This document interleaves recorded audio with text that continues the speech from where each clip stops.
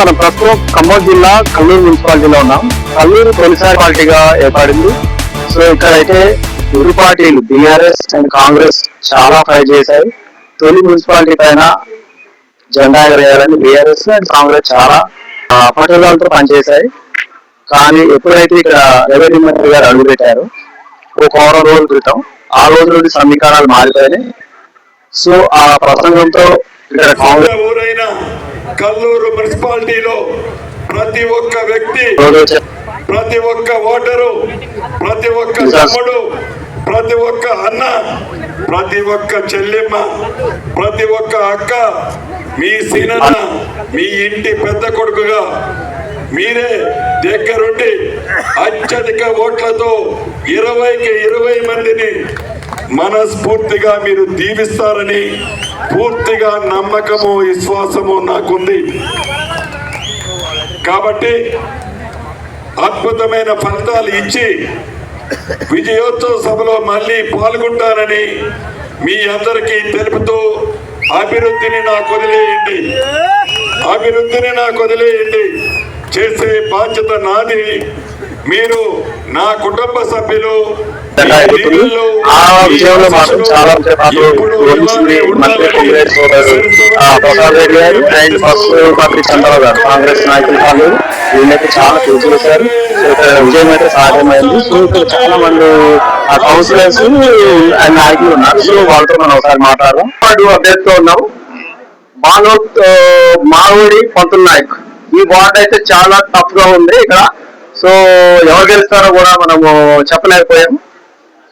అక్కడ మాత్రం చాలా కాంగ్రెస్ చాలా మెజారిటీతో విజయం సాధించింది. సో మనం మానవుడి గారికి కంగ్రాట్ చెప్తున్నాం రాష్ట్ర సాంబా ఛానల్ తరఫున. కంగ్రాచులేషన్స్ అండి, మీకు ఎలా సాధ్యమైంది అంటారు చెప్పండి. ఓటర్లకి ఏం చెప్తారు? నమస్కారం, మన అందరికి నమస్కారం.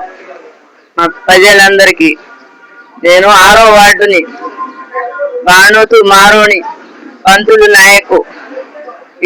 బాగా తప్పుగా ఉన్న మన పార్టీకి మన ఊరు అందరూ మన ప్రజలందరూ ఓటర్లందరూ మంచి విజయం సాధించినందుకు ఎక్కువ మెజార్టీ మీకే వచ్చినట్టుంది. 246 ఓట్ల మెజార్టీతో గెలిచినందుకు అందరికి శుభాకాంక్షలు. ఓటర్లందరికీ థ్యాంక్స్ అని శుభాకాంక్షలు చెబుతున్నాను.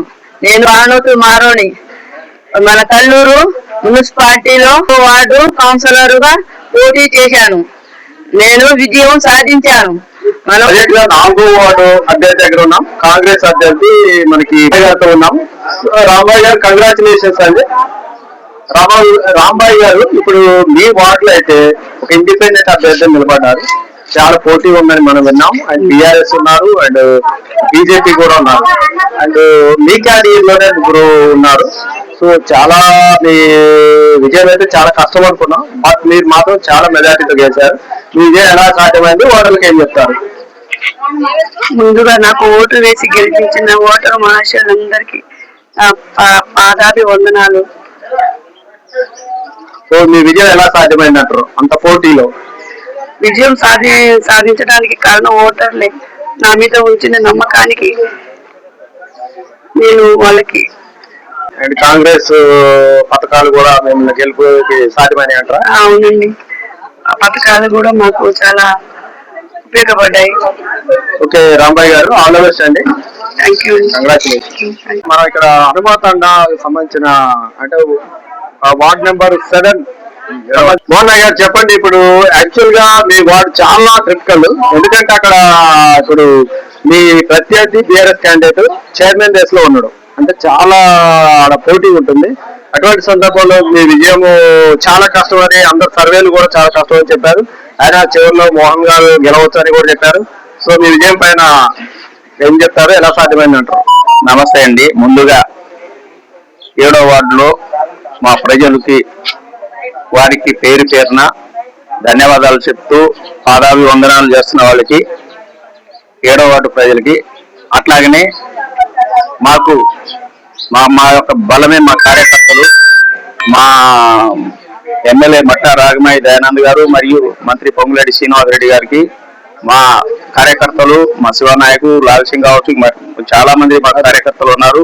వీళ్ళందరినన్నా కూడా చాలా గట్టిగా బలంగా చెప్పిండు, మోహన్ ని గెలిపించుకొని మీరు రండి, ప్రజలు గెలిపించుకొని రండి, మీ యొక్క తండాలు, గిరిజన తండాలని అభివృద్ధి చేయండి అని చెప్పి వారు ప్రత్యేకంగా చెప్పడం జరిగింది. అట్లాగనే మా ప్రజలంతా మమ్మల్ని ఆశీర్వదించి మాకు ముందుకు పంపించడం జరిగింది. ఇది నేను రెండోసారి, మొట్టమొదటి గ్రామ పంచాయతీ అవడంతో మొట్టమొదటి సర్పంచ్ గా నన్ను ఎన్నుకున్నారు మా ప్రజలు. మరియు తర్వాత మున్సిపాలిటీ, మొట్టమొదటి మున్సిపాలిటీ అవ్వటం, అదే రకంగా మా ప్రజలు మళ్ళీ నన్ను ఆశీర్వదించడం చాలా గొప్ప విషయంగా భావిస్తూ వాళ్ళకి ఎప్పుడూ నేను రుణపడి ఉంటాను. వారికి పేరు పేరున్న ధన్యవాదాలు చెప్తూ ఎప్పటికీ మర్చిపోలేను. నా కార్యకర్తలు కావచ్చు, మా ప్రజలు కావచ్చు, వారికి నా గుండెలో పెట్టి దాచుకుంటానని ఈ సందర్భంగా తెలియజేస్తూ సెలవు తీసుకుంటాను. ఓకే, చైర్మన్ డేస్ లో ఉన్న మన మోహన్ నాయక్ గారికి మనం వంశ నాయకులకి కంగ్రాట్ చెప్తాను. ఆల్ ద బెస్ట్ అండి. థ్యాంక్ యూ అండి.